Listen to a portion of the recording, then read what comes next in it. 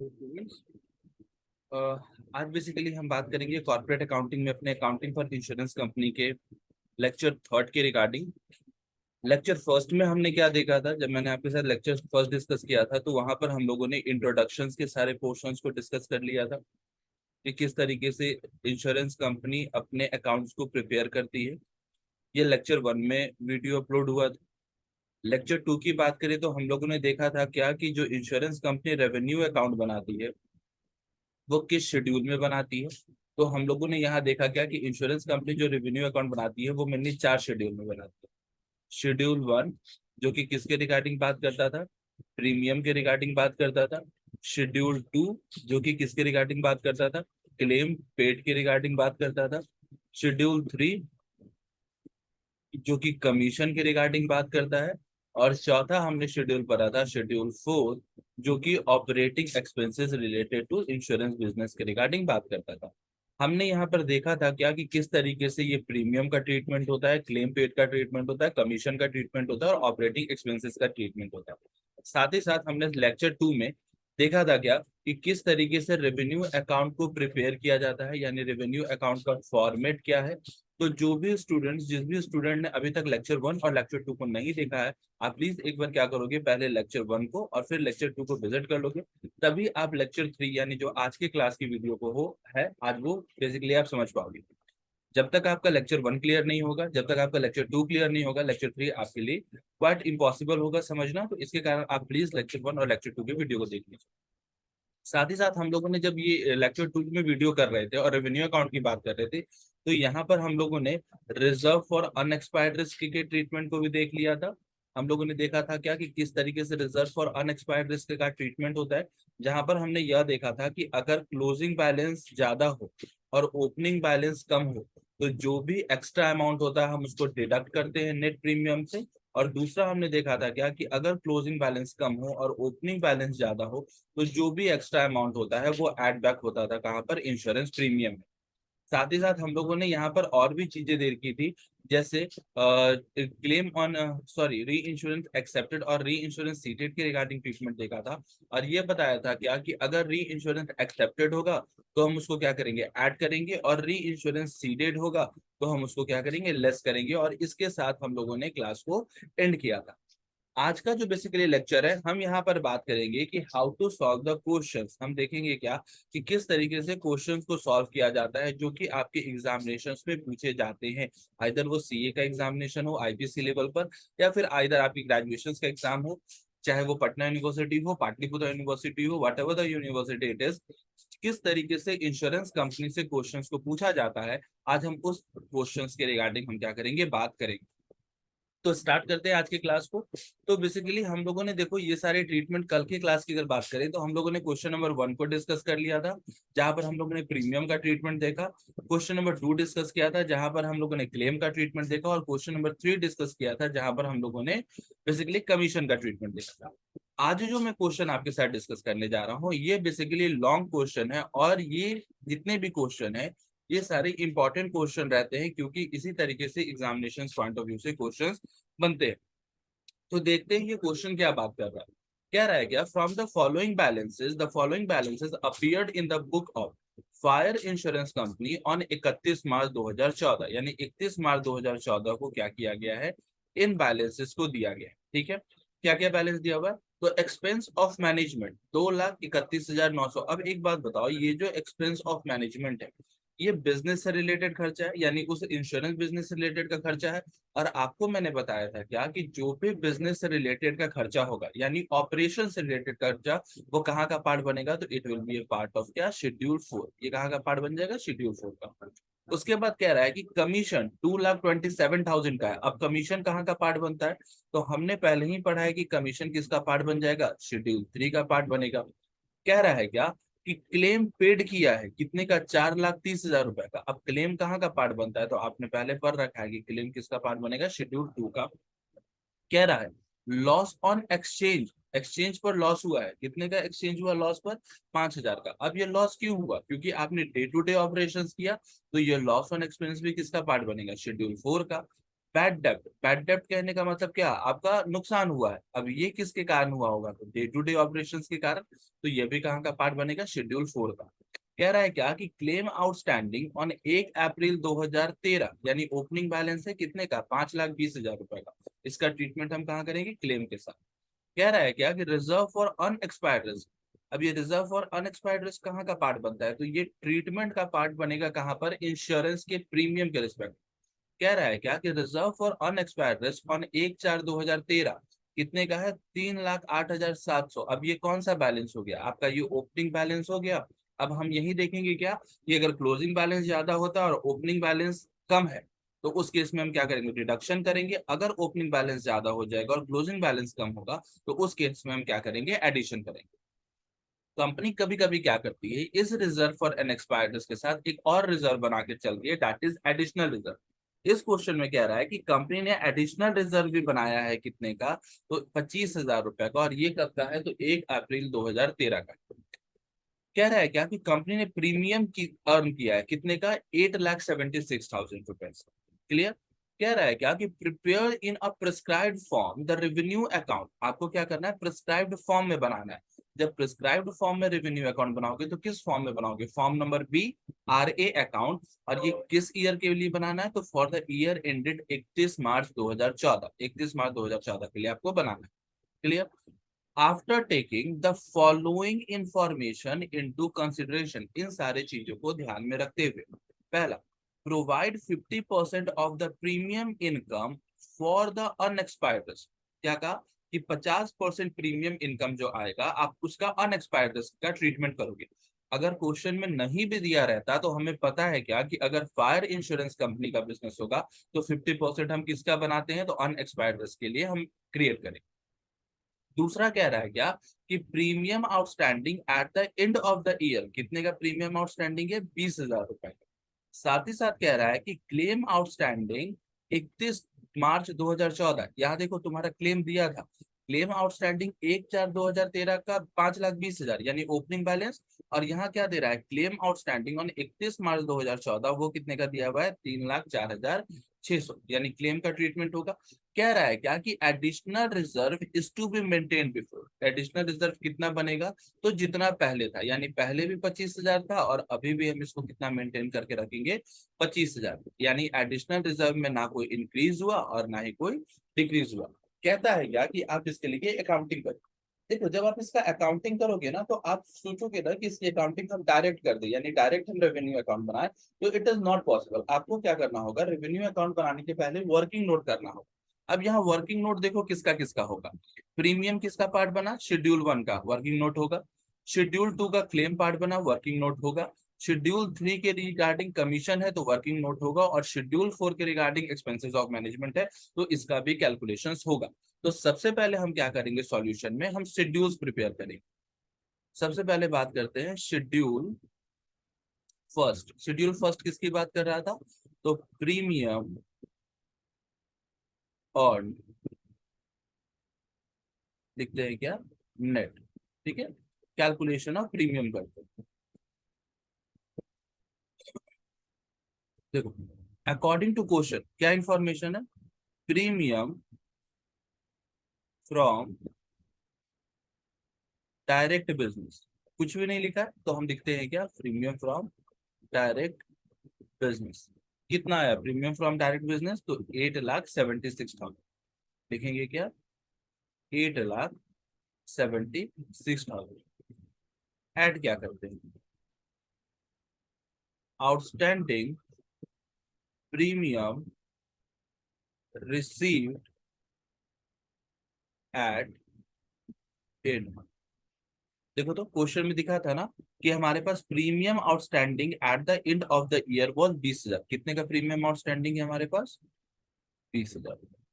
ठीक है, less outstanding premium at the beginning. According to question देखे तो हम लोगों ने जब पूरा भी क्वेश्चन पढ़ा तो कहीं भी हमें outstanding premium at the beginning की जानकारी नहीं मिली, यानी हमारा ये क्या हो गया, नीव। यानी हमारा प्रीमियम आया कितना, तो 8,76,000 प्लस 20,000 यानी कितना आ गया, 8,96,000। अब इसमें क्या ट्रीटमेंट करते हैं, री इंश्योरेंस एक्सेप्टेड और री इंश्योरेंस सीडेड का लिखेंगे क्या, प्रीमियम ऑन री इंश्योरेंस एक्सेप्टेड, एक्सेप्टेड है तो हम क्या कर देंगे, ऐड करेंगे और लिखेंगे क्या, less premium on reinsurance seeded.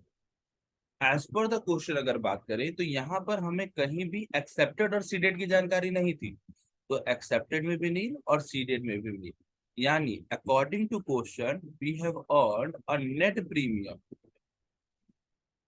कितने का, तो 8,96,000। क्लियर। अब हम इसमें क्या करेंगे, एडजस्टमेंट। अब देखो एडजस्टमेंट यहाँ दो चीजों का हो, पहला रिजर्व फॉर अनएक्सपायर्ड रिस्क और दूसरा एडिशनल रिजर्व। क्लियर। यहाँ पर मैं इसका वर्किंग नोट करूंगा, कलर चेंज कर रहे हैं। देखो अकॉर्डिंग टू क्वेश्चन क्या कहा था कि opening reserve for unexpired risk, कहा था ना, क्या कहा था कि देखो reserve for unexpired risk on 1/4/2013 amounted to 3,08,700, यानी ओपनिंग रिजर्व कितना बना दिया, तो 3,08,700। अकॉर्डिंग टू क्वेश्चन क्या कहा गया था कि you are required to calculate, देखो कहा था ना कि provide 50% of the premium income for the unexpired risk, आपको 50% बनाना था, यानी closing reserve for unexpired risk कितना परसेंट, 50%, कितने का, तो 8,96,000 का कितना परसेंट, 50%, कितना आता है, 8,96,000 का 50%, तो आ जाएगा तुम्हारा 4,48,000। अकॉर्डिंग टू क्वेश्चन देखिए तो हमारा क्लोजिंग बैलेंस क्या हो गया, ज्यादा हो गया, और ओपनिंग बैलेंस क्या हो गया, कम हो गया। तो जो भी एक्स्ट्रा अमाउंट आएगा, कितना आता है एक्स्ट्रा अमाउंट, तो जो भी एक्स्ट्रा अमाउंट आएगा हम उसको क्या करेंगे, डिडक्ट करेंगे। तो कितना एक्स्ट्रा अमाउंट आया, तो 4 लाख, एक्स्ट्रा अमाउंट कितना आया, 4,48,000 माइनस 3,08,700, कितना आता है, तो 4,48,000 में से 3,08,700 माइनस कर रहे हैं तो आ रहा है कितना, 1,39,300। इस 1,39,300 का ट्रीटमेंट क्या होगा, तो इसको हम यहाँ से क्या करेंगे, माइनस 1,39,300। क्लियर। अब देखो आगे क्वेश्चन में कह रहा है क्या, कि हमारे पास opening balance of additional reserve,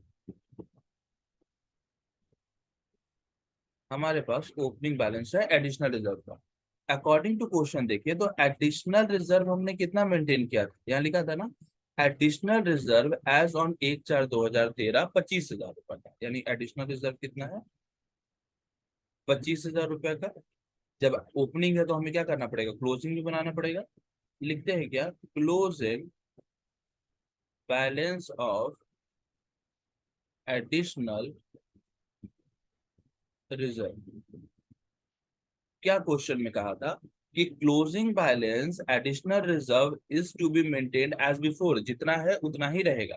तो एडिशनल रिजर्व का क्लोजिंग बैलेंस कितना, 25,000, यानी opening balance is equal to क्या हो गया, क्लोजिंग बैलेंस हुआ, यानी कोई भी तरीके का डिफरेंस नहीं आया जिसके कारण कोई भी तरीके का एडजस्टमेंट नहीं होगा। लेकिन अगर मान लेते हैं डिफरेंस आता, मान लो कि क्लोजिंग बैलेंस ज्यादा हो जाता और ओपनिंग बैलेंस कम होता, तो वही ट्रीटमेंट करते जो कि हम लोगों ने एडिशनल रिजर्व, जो कि हम लोगों ने रिजर्व फॉर अनएक्सपायर्ड रिस्क के साथ किया था। यानी अगर मैं बोलूं कि net premium as per schedule 1 हमने कितना अर्न किया, तो net premium earn as per schedule 1 कितना हो गया, 8,96,000 minus 1,39,300 is equal to 7,56,700।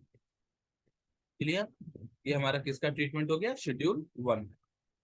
I hope आपको क्लियर होगा। अब बात करते हैं शेड्यूल 2।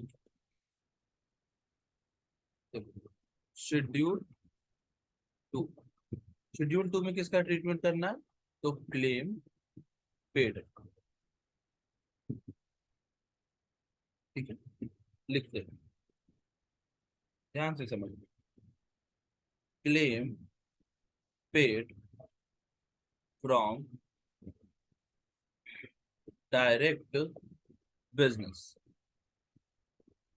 अकॉर्डिंग टू क्वेश्चन आपने क्लेम कितना डायरेक्ट बिजनेस से पेड किया था, तो लिखा था क्या कि क्लेम पेड रुपीज 4,30,000। क्लेम की पेड कितना किया, तो 4,30,000। इसके बाद क्या लिखते हैं, medical and legal expenses related to claim. According to question बात करें तो कोई भी तरीके का मेडिकल और legal expenses related to claim नहीं है। यानी टोटल क्लेम कितना आपने किया, खर्चा 4,30,000। अब इसमें दो ट्रीटमेंट करेंगे। पहला, outstanding balance of claim at end, इसको ऐड करेंगे और लेस करेंगे क्या, outstanding balance of claim at beginning. According to question अगर हम देखें तो देखो क्या कहा था कि क्लेम आउटस्टैंडिंग ऑन 1 अप्रैल 2013 5,20,000, यानी ओपनिंग बैलेंस कितना दे दिया, 5,20,000। यानी 5,20,000 रुपया हमने क्या कर दिया, लेस कर दिया। साथ ही साथ क्या कहा था कि claim outstanding on 31 March 2014 claim outstanding और 3,04,600। यानी यहाँ पर तुम्हारा क्लोजिंग बैलेंस कितना दे दिया, तो 3,04,600। यानी कंपनी ने डायरेक्ट बिजनेस से क्लेम कितना अर्न किया, तो 4,30,000 प्लस 3,04,600 माइनस 5,20,000 इसकल टू कितना आया, 2,14,600। ठीक है, अब इसमें ट्रीटमेंट क्या करेंगे, एड री इंश्योरेंस क्लेम एक्सेप्टेड को ऐड करेंगे। अकॉर्डिंग टू क्वेश्चन कोई इंफॉर्मेशन नहीं है, और लेस करेंगे क्या, री इंश्योरेंस क्लेम सीडेड, इसके रिगार्डिंग भी कोई इंफॉर्मेशन नहीं है। यानी कंपनी ने नेट क्लेम पेड, कितने का नेट क्लेम पेड किया, तो 2,14,600। क्लियर? यानी आपने किसका किसका ट्रीटमेंट कर लिया, प्रीमियम का भी ट्रीटमेंट हो गया और आपका क्लेम का भी ट्रीटमेंट हो गया, यानी शेड्यूल 1 शेड्यूल 2 का ट्रीटमेंट हो गया। अब बात करते हैं शेड्यूल 3 की। शेड्यूल 3 किसके रिगार्डिंग बात करता है, तो लिखेंगे क्या, शेड्यूल 3 किसके रिगार्डिंग, तो कमीशन पेड। ठीक है, शेड्यूल 3 किसके रिगार्डिंग, कमीशन पेड के रिगार्डिंग। अकॉर्डिंग टू क्वेश्चन देखिए तो कंपनी ने क्या कहा था कि कमीशन कितने का पेड हुआ है, 2,27,000 रुपीज का। कमीशन कितने का पेड हुआ, 2,27,000 रुपीज। लिखेंगे क्या, कमीशन पेड कितने का, 2,27,000। ऐड करेंगे आउटस्टैंडिंग करेंट ईयर, कोई तरीका का बैलेंस नहीं दिया हुआ है आउटस्टैंडिंग करेंट ईयर के लिए, लेस करेंगे आउटस्टैंडिंग प्रीवियस ईयर।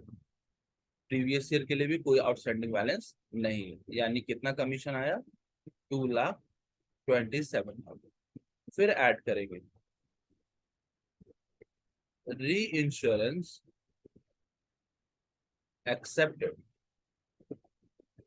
कोई भी री इंश्योरेंस एक्सेप्टेड का बैलेंस नहीं है। और लेस करेंगे री इंश्योरेंस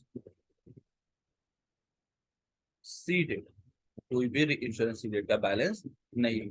यानी कंपनी ने कितने का कमीशन पेड किया इस साल, तो कमीशन पेड कितना हो गया, 2,27,000। क्लियर है। अब बात किसकी करेंगे, तो now we are going to talk about क्या, शेड्यूल 4। लिखते हैं यहाँ पर शेड्यूल 4, ऑपरेटिंग एक्सपेंसेस,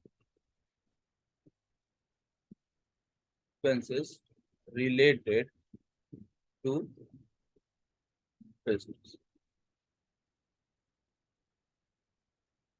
चलो,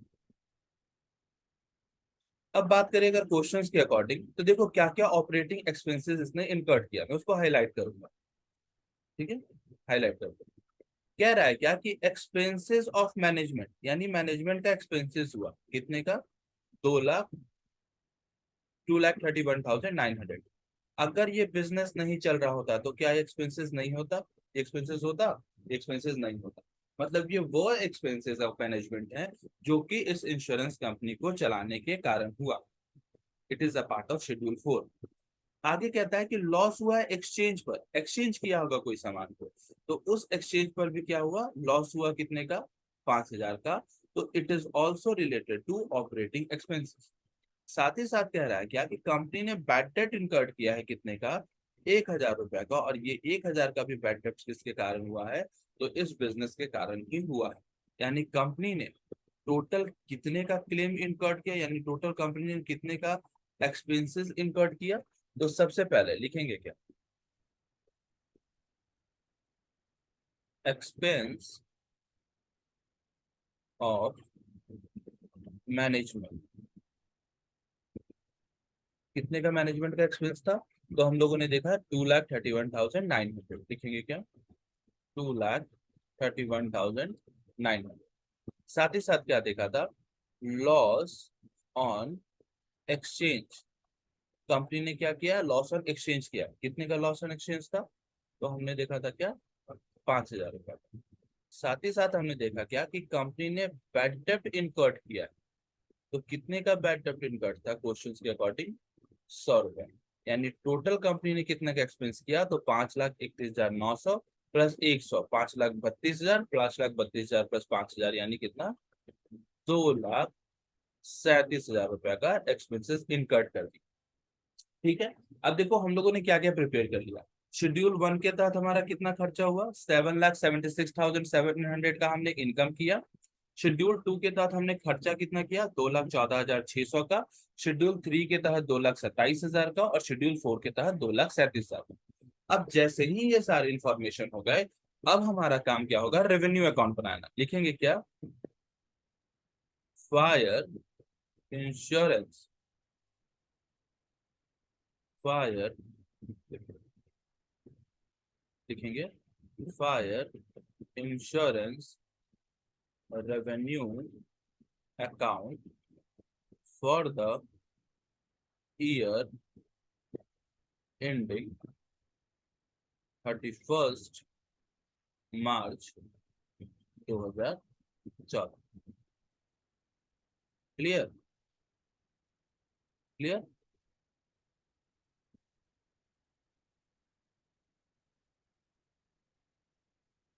साइन देंगे।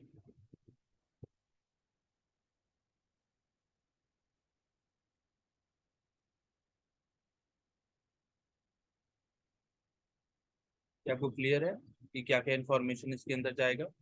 यहाँ लिखेंगे क्या, पार्टिकुलर्स,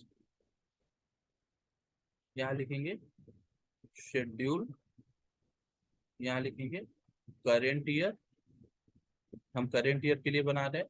और यहाँ लिखेंगे क्या, प्रीवियस ईयर। और आप रुपीस लिख दोगे, ठीक है। सबसे पहला, सबसे पहले लिखेंगे नंबर 1, प्रीमियम और बगल में लिखेंगे क्या, नेट, एज पर शेड्यूल 1। कितने का प्रीमियम अर्न किया आपने, तो 7,56,700 लिखेंगे कितना? 7,56,700। दूसरा, प्रॉफिट या loss on sale of assets और इन्वेस्टमेंट। ठीक है, कोई इंफॉर्मेशन इसका नहीं दिया हुआ है। तीसरा, अदर्स लिखेंगे क्या? स्पेसिफाइड, कोई इंफॉर्मेशन नहीं दिया था। चौथा लिखेंगे इंटरेस्ट, डिविडेंड एंड रेंट्स, कोई इंफॉर्मेशन नहीं दिया। यानी लिखेंगे क्या? टोटल ऑफ ए कितना? तो 7,56,700। यानी इंश्योरेंस कंपनी ने कितना रुपए कमाया एक साल में? तो 7,56,700 रुपए। अब इंश्योरेंस कंपनी को खर्चा हुआ होगा, देखो इंश्योरेंस कंपनी ने खर्चा कितना का किया। सबसे पहले